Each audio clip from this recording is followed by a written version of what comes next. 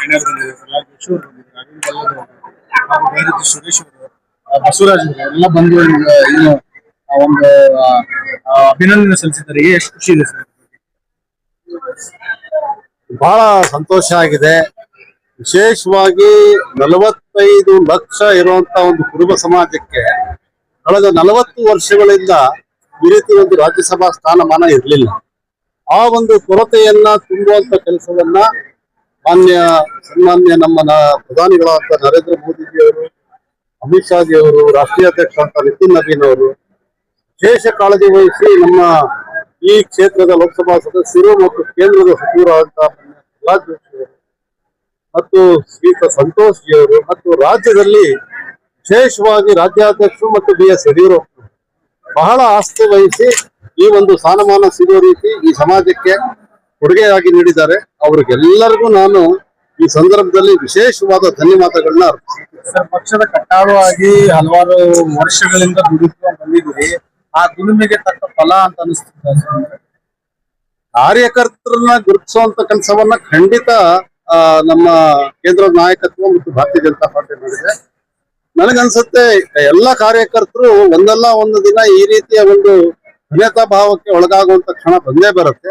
ಆ ರೀತಿಯ ಕ್ಷಣ ಇವತ್ತು ನನಗೆ ಬಂದಿದೆ. ಸರ್, ಏನಂತಂದ್ರೆ ಈ ಸಾಕಷ್ಟು ನಿರುದ್ಯೋಗಿ ಸಾಕಷ್ಟು ಸಮಸ್ಯೆಗಳು ನಡೀತಾ ಇದಾವೆ. MLC ಆಗಿ ಒಂದು ನಿರ್ಧಾರದ ಸದಸ್ಯನಾಗಿ ತಾವು ಏನನ್ನ ಒಂದು ತೀರ್ಮಾನ ಅಥವಾ ನಿಮ್ಮ ಯೋಜನೆಗಳನ್ನು ಏನೇನು ಹಮ್ಮಿಕೊಂಡಿದ್ದೀರಿ? ರಾಜ್ಯಸಭಾ ಸದಸ್ಯನಾಗಿ ನಾನು ಕೇಂದ್ರದಲ್ಲಿ ವಿಶೇಷವಾಗಿ ಇವತ್ತೇನು ನರೇಂದ್ರ ಮೋದಿ ಅವರ ಒಂದು ವಿಕಸಿತ ಭಾರತ 2047 ಏನವರ ಗುರಿ ಇದೆ, ಆ ಗುರಿಯ ಒಂದು ಮಾರ್ಗದಲ್ಲಿ ಇನ್ನೂ ಹೆಚ್ಚು ಅಭಿವೃದ್ಧಿ ಕೆಲಸವನ್ನ ಮಾಡುವಂತ ಸಂಕಲ್ಪವನ್ನ ನಮ್ಮ ಕೇಂದ್ರ ಸರ್ಕಾರ ಮಾಡಿದೆ.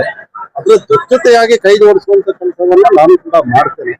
ಮತ್ತು ಎಲ್ಲ ಸಮಾಜಗಳನ್ನ ಒಳಗೊಳ್ಳಬೇಕು, ಸರ್ವಸ್ಪರ್ಶಿ ಮತ್ತು ಸರ್ವವ್ಯಾಪಿ ಆಗಬೇಕು ಅಂತ ನಮ್ಮ ಕೇಂದ್ರ ಸಚಿವರು ಇದಕ್ಕೆ ತಾನೇ ಹೇಳಿದ್ರು. ಆ ರೀತಿಯ ಒಂದು ಆಕಾಂಕ್ಷೆ ನಮ್ಮ ಕೇಂದ್ರದ ನಾಯಕತ್ವ. ಆ ಹಿನ್ನೆಲೆಯಲ್ಲಿ ಇವತ್ತು ನನಗೆ ಈ ಒಂದು ಸ್ಥಾನಮಾನವನ್ನ ಕೊಡು ಮಾಡಿರುವಂತದ್ದು, ಈ ಸಮಾಜಕ್ಕೆ ಕೊಡುಗೆಯಾಗಿ ನೀಡಿರುವಂತದ್ದು.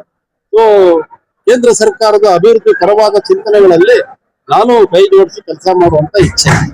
ಮನೆ ಪ್ರಶ್ನೆ ಏನ್ ಸರ್, ಕುರುಬ ಸಮಾಜವರು ಇಷ್ಟೊಂದು ಸಂತಸರಾಗಿದ್ದೀರಿ, ಎಲ್ಲ ತಮ್ಮ ಜೈಕಾರ ಆಗ್ತಾ ಇದಾರೆ, ಇಷ್ಟೊಂದು ಅಭಿನಂದನೆ ಮಹಾಪುರ ಹರಿದು ಬರ್ತಾ ಇದ್ದಾರೆ, ಕೊನೆಯದಾಗಿ ಏನ್ ಹೇಳ್ತೀವಿ? ನಾನು ಈಗಾಗಲೇ ಹೇಳಿದೆ, ಕುರುಬ ಸಮುದಾಯಕ್ಕೆ ಒಂದು ರೀತಿಯ ವಿದ್ಯುತ್ ಸಂಚಲನ ಆಗಿದೆ. ಯಾಕೆ ವಿದ್ಯುತ್ ಸಂಚಲನ ಆಗಿದೆ ಅಂದ್ರೆ 40 ವರ್ಷಗಳ ಇತಿಹಾಸದಲ್ಲಿ ಯಾರು ರಾಜ್ಯಸಭೆಗೆ ಪ್ರವೇಶ ಮಾಡಿರ್ತೀವಿ. ಮತ್ತು ಇವತ್ತು 45 ಲಕ್ಷ ಇರುವಂತ ಈ ರಾಜ್ಯದಲ್ಲಿ ಕುರುಬ ಸಮಾಜ ಎಲ್ಲ ಜಿಲ್ಲೆಗಳಲ್ಲಿ ಇದೆ, ಎಲ್ಲ ಜಿಲ್ಲೆಗಳಲ್ಲಿ ಇದೆ. ಅದಕ್ಕೆ ಸಲ್ಲಬೇಕಾದಂತ ಸರಿಯಾದ ಒಂದು ಪ್ರಾತಿನಿಧ್ಯ ಸಲ್ಲಬೇಕು.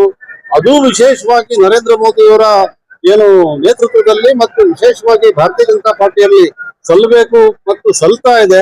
ಅದಕ್ಕೆ ಆಕರ್ಷಿತರಾಗಿ ಅತ್ಯಂತ ಖುಷಿಯಿಂದ ಇವತ್ತು ಜನ ಇಲ್ಲಿ ಬಂದಿದ್ದಾರೆ, ನನ್ನ ಬಾಂಧವರು ಇಲ್ಲಿ ಬಂದಿದ್ದಾರೆ ಅಂತ ನನಗನ್ಸುತ್ತೆ. ಕುರುಬ ಸಮಾಜ ಈಗ ಮುಂದಿನ ದಿನದಲ್ಲಿ ಅಭಿವೃದ್ಧಿ ಪಥದಲ್ಲಿ ಸಾಗುವುದಕ್ಕೆ ನಮ್ಮ ಪಾತ್ರ ಹೇಗಿರುತ್ತೆ ಅಂತ ಹೇಳಿ? ಈಗಾಗಲೇ ಅನೇಕ ವಿಚಾರಗಳನ್ನ ನಮ್ಮ ಸ್ವಾಮೀಜಿಯವರು ಮತ್ತು ನಮ್ಮ ಸಮಾಜದ ಮುಖಂಡರು, ವಿಶೇಷವಾಗಿ ಪ್ರಹ್ಲಾದ್ ಜೋಶಿ ಅವರು ಕೂಡ ಈ ಸಂದರ್ಭದಲ್ಲಿ ಪ್ರಸ್ತುತಪಡಿಸಿದ್ದಾರೆ. ಒಂದು, ನಮ್ಮ ಸಮಾಜವನ್ನ ST ಸಮುದಾಯಕ್ಕೆ ಆ ಒಂದು ರಿಸರ್ವೇಶನ್ಗೆ ಸೇರಿಸಬೇಕು ಅನ್ನೋ ಒಂದು ಹೋರಾಟವನ್ನ ನಮ್ಮ ಸ್ವಾಮೀಜಿಯವರು ಈಗಾಗಲೇ ಕೈ ಎತ್ಕೊಂಡಿದ್ದಾರೆ. ಮತ್ತು ಅದಕ್ಕೆ ಪೂರಕವಾಗಿ ನಮ್ಮ ಅನೇಕ ಮುಖಂಡರು ಕೂಡ ಸ್ಪಂದಿಸ್ತಾ ಇದ್ದಾರೆ. ಆ ನಿಟ್ಟಿನಲ್ಲಿ ನಾನು ಕೂಡ ರಾಜ್ಯಸಭೆಯಲ್ಲಿ ಒಂದು ಪರಿಣಾಮಕಾರಿಯಾದಂತಹ ಒಂದು ಪ್ರಾತಿನಿಧ್ಯತ್ವವನ್ನ ಮಾಡ್ತೀನಿ ಅಂತ ನಾನು ಈ ಸಂದರ್ಭದಲ್ಲಿ ನಮ್ಮ ಸಮಾಜದ ಎಲ್ಲ ಬಂಧುಗಳಿಗೆ ತಿಳಿಸಲಿಕ್ಕೆ ಇಚ್ಛೆ. ಧನ್ಯವಾದ.